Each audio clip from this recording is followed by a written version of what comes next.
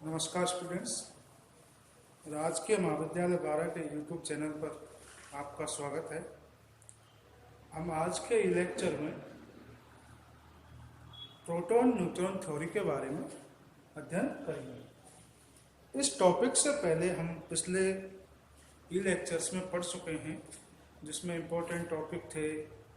एक तो Rutherford scattering formula बहुत इम्पोर्टेंट टॉपिक है, उसका आपकी विश्वविद्यालय परीक्षा में एक बड़ा क्वेश्चन बनता है और उसको आप अच्छे से समझ लें, उसकी प्रैक्टिस कर लें और यदि उसमें कोई दिक्कत हो तो आप महाविद्यालय में आकर पर्सनली पूछ सकते हैं।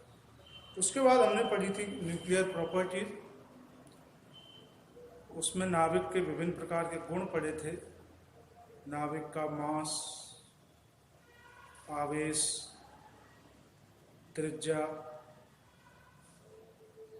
कोणीय संवेग, चुंबकीय संवेग, पेरिटी, संभारिकता, ये सारे टॉपिक हमने पिछले लेक्चर्स में कवर कर लिए हैं। आज का हमारा टॉपिक है neutron proton theory. Neutron proton theory को पढ़ने से पहले ये थ्योरी तब विकसित हुई जब नाभिक की खोज हुई, यानी कि 1932 में जब चैडविक ने नाभिक की खोज की, या नाभिक की या न्यूट्रॉन की खोज, न्यूट्रॉन की खोज की। नाभिक की खोज 1911 में रदरफोर्ड ने। अब जैसे ही इसकी खोज नाभिक,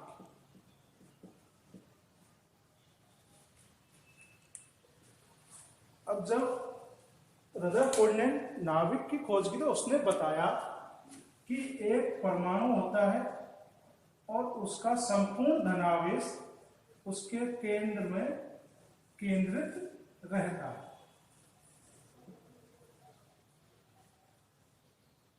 और उसका आवेश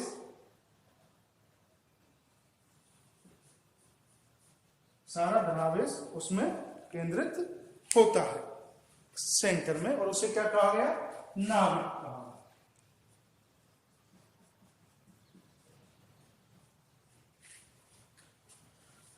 अब इतनी खोज के बाद जब हमारे पास बीटा माइनस डिके के बारे में जानकारी प्राप्त हुई, तो इसके अंदर से क्या इमिट हुए? इलेक्ट्रॉन इमिट हुए।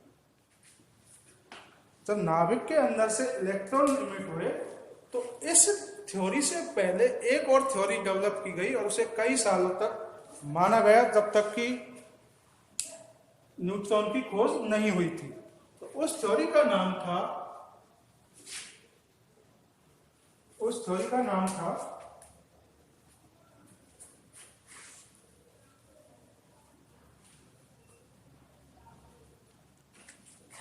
Proton electron theory.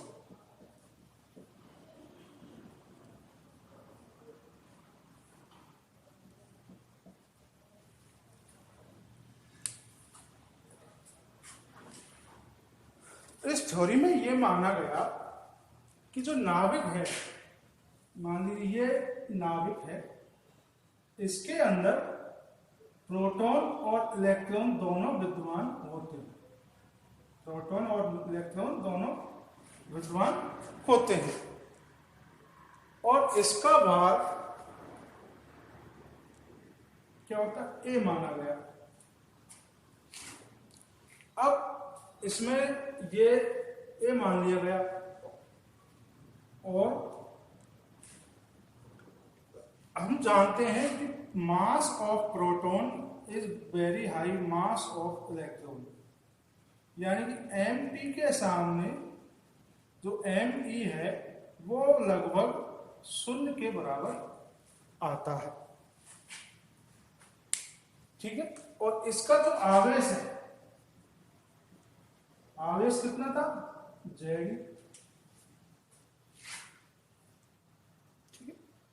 आवेश तो जेड ई है, तो इसका मास भी किसके बराबर होना चाहिए था, जेड के बराबर होना चाहिए। ठीक है भाई, इलेक्ट्रॉन का तो कोई मास है ही नहीं, लेकिन इसका मास है जो कितना था, 2z ही था। अब इसमें भाई उसका आवेश तो z है, लेकिन द्रव्यमान 2z है, तो उसमें क्या माना गया कि इसके अंदर, नाभिक के अंदर कितने प्रोटॉन होते हैं, 2z प्रोटॉन होते हैं। तब तो इसका मास किसके बराबर हो गया, ये तो हो गया इसका मास। और लेकिन आवेश तो इसका कितना है, जेड है, जेड ही है भाई, डबल प्रोटॉन है तो आवेश इसका कितना है, तो उतने ही उसमें क्या माने गए, इलेक्ट्रॉन माने गए। कितने इलेक्ट्रॉन माने गए, जितने प्रोटॉन है उससे आधे इलेक्ट्रॉन माने गए। तो टोटल आवेश कितना है, प्लस आवेश तो है 2Ze, माइनस आवेश है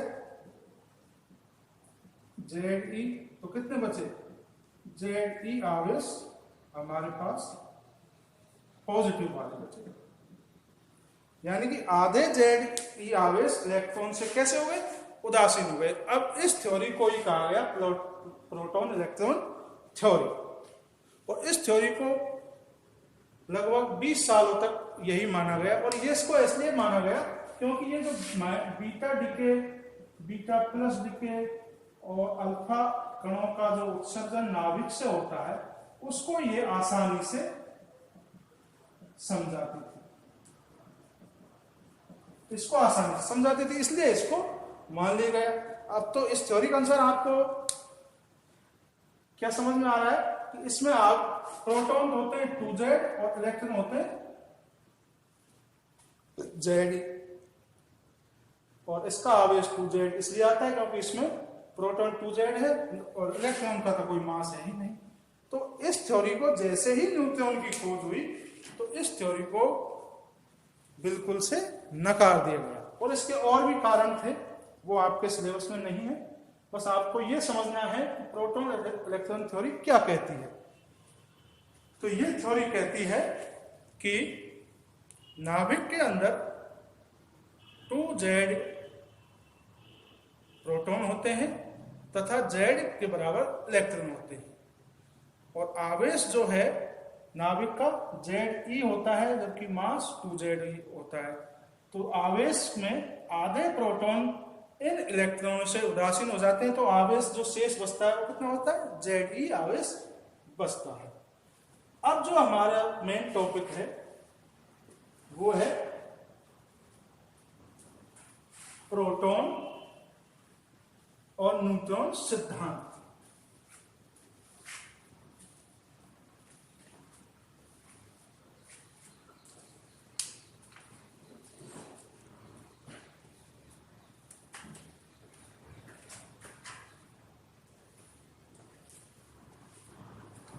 यानी कि पीएन सिद्धांत। इस सिद्धांत के अनुसार मान लीजिए ये नाभिक है,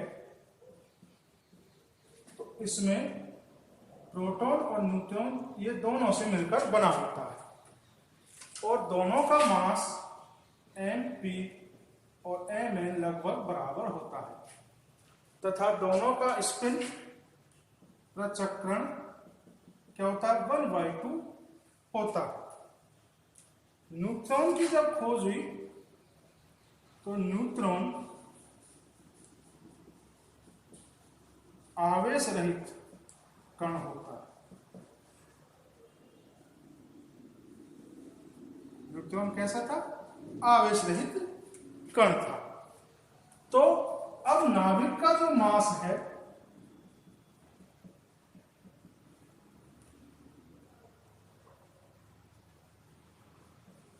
नाभिक का जो द्रव्यमान है किसके बराबर आता था, mp प्लस mnp। ठीक है, और आवेश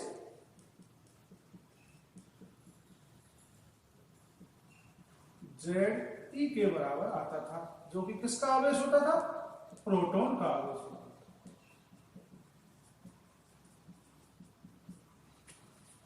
तो नई परिकल्पना, नए सिद्धांत के अनुसार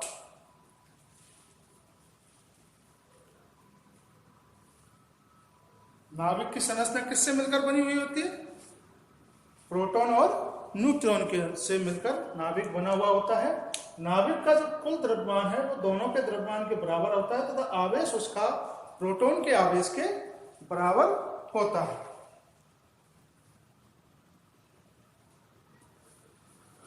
इनका स्पिन, दोनों का स्पिन 1/2 होता है तथा इनका चुंबकीय आघूर्ण भी मैग्नेटॉन, इसका नाम है नाभिकीय मैग्नेटॉन कोटि का होता है। जैसे म्यू पी यानी इसका 2.7 mn होता है, जबकि mu N is equal to 1.9 mu N, ये मैग्नेटॉन कोटि का होता है। तो अब नाभिक की खोज के बाद ये मान लिया गया, न्यूट्रॉन की खोज के बाद ये मान लिया गया कि नाभिक के अंदर न्यूट्रॉन और प्रोटॉन होते हैं। अब इस परिकल्पना के सपोर्ट में कुछ और कारण दिए गए, वो कारण हम एक एक करके यहां डिस्कस करेंगे।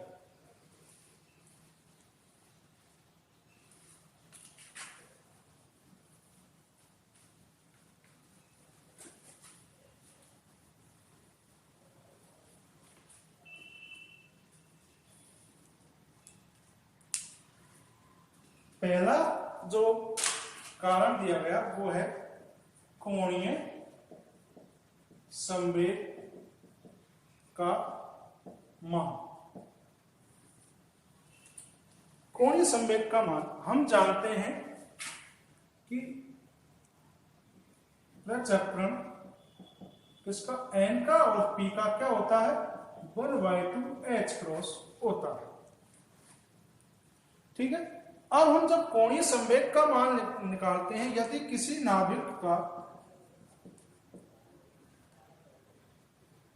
ए का मान सम हो, ए का मान कैसा हो? सम हो, तो उसके लिए कोणीय संवेग का मान 0, 1, 2, 3 इस प्रकार एक पूर्णांक के गुणक में आता है, पूर्णांक गुणक के रूप में आता है। नाभिक का कोणीय संवेग कैसा आता है? पूर्णांक गुणक के रूप में आता है। तो ये जब सम है तो इसमें ये किससे मिलकर बना होगा? n+p से।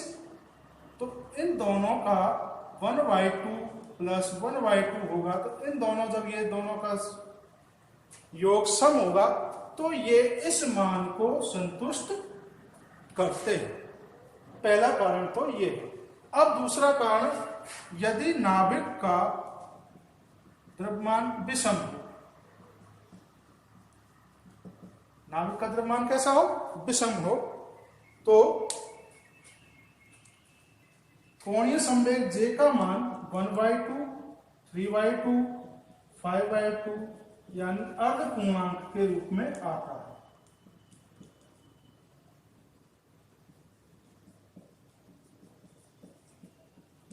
अर्धपूर्णांक गुणक के रूप में आता है। तो वो भी इससे संतुष्ट हो रहा है। यदि ये विषम है तो या तो n विषम होगा या p विषम होगा, या n विषम होगा या p विषम होगा। तो उसी के अनुसार J का मान 1/2, 3/2 या 5/2 प्राप्त होगा। अब हम ये जानते हैं कि ये जो J का मान है, कोणीय संवेग का मान है, प्रत्येक नाभिकीय कण के कोणीय संवेग के योग के बराबर आता है। योग के बराबर आता है। तो आप मान लीजिए एक उदाहरण है, हम जैसे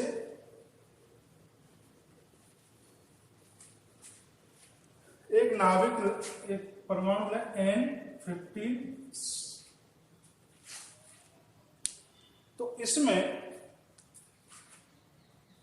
N7 है, P7 है, तो इन दोनों का जो कोणीय संवेग है वो एक पूर्णांक प्राप्त होता है। ठीक है, इस एग्जाम्पल से आप इसको समझ सकते हैं। अगला जो इसके फेवर में जो कारण है वो है इनकी एनर्जी। दूसरा जो कारण है वो है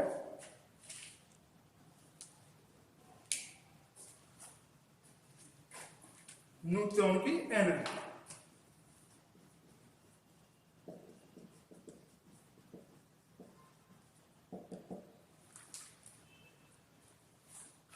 अनिश्चितता के सिद्धांत से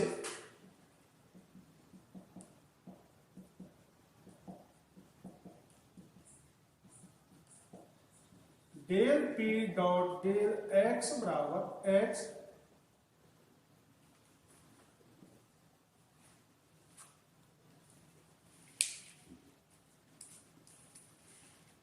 क्रॉस होता है एच क्रॉस। अब यहां से डेल P का मान एच क्रॉस डेल एक्स होगा,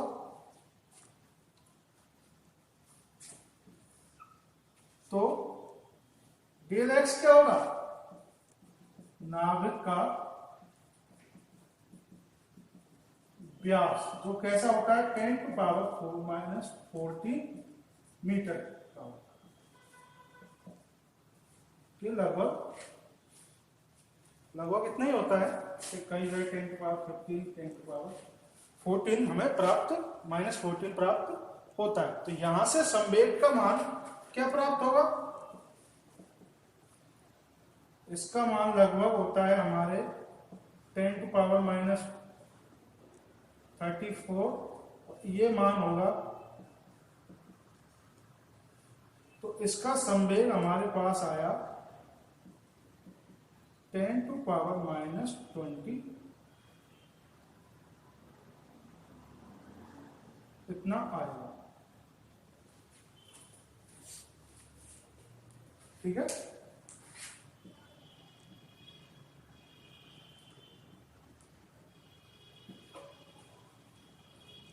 तो अब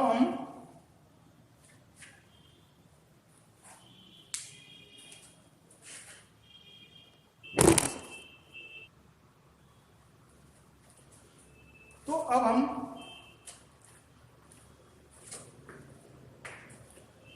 न्यूट्रॉन की एनर्जी निकालें यहां से।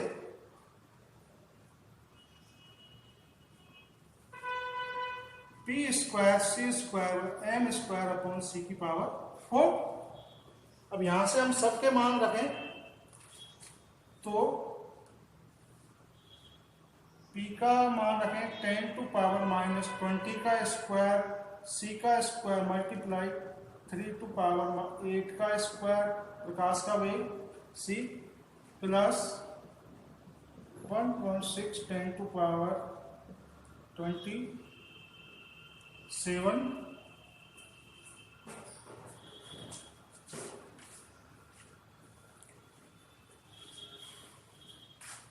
का स्क्वायर मल्टीप्लाई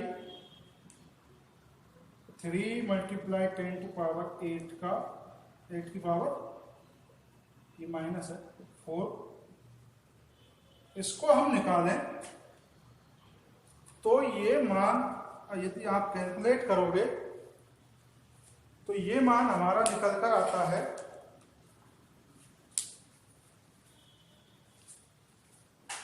3 × 10⁻12 जूल, यानी कि 20 MeV के लगभग,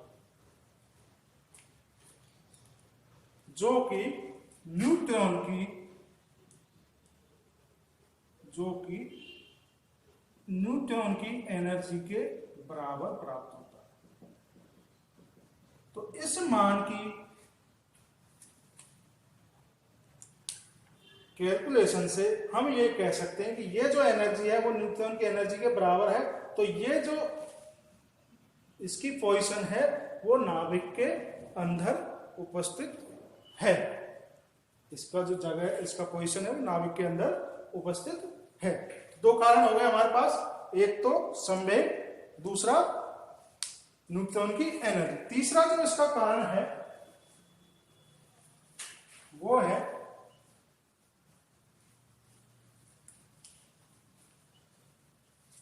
चुंबकीय आघूर्ण।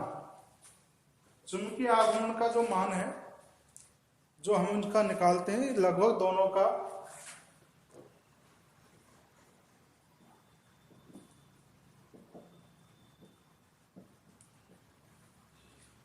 म्यू एम कोटि का ही आता है। यानी कि चुंबकीय आघूर्ण के मान से भी कैसे होता है, यह वेरीफाई होता है कि नाभिक के अंदर न्यूट्रॉन उपस्थित होते हैं। अगला जो इसमें कारण है वो है माइनस बीटा डिके।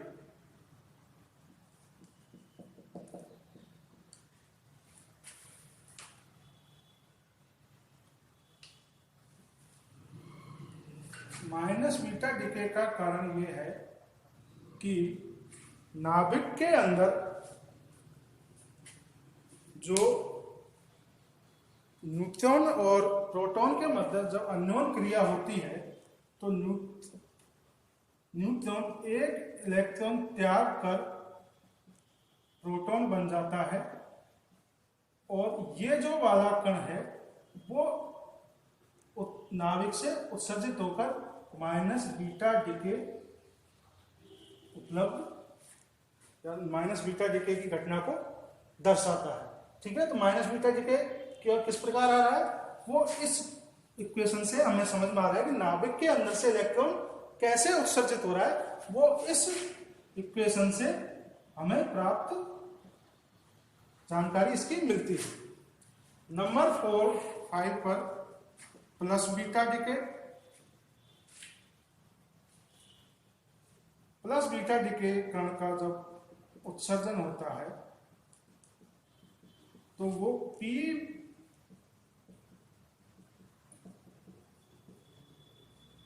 इस इक्वेशन से, जब प्रोटॉन न्यूट्रॉन में एक प्रोटॉन उत्सर्जित करके न्यूट्रॉन में चेंज होता है, और ये वाला कण प्लस बीटा डिके को उत्सर्जन का कारण है। और नंबर 6 हीलियम परमाणु। हीलियम परमाणु के नाभिक में 2 न्यूट्रॉन तथा 2 प्रोटॉन उपस्थित होते हैं, और दोनों से मिलकर इसका जो मास है वो A प्राप्त होता है। हीलियम परमाणु के स्पेक्ट्रम से हमें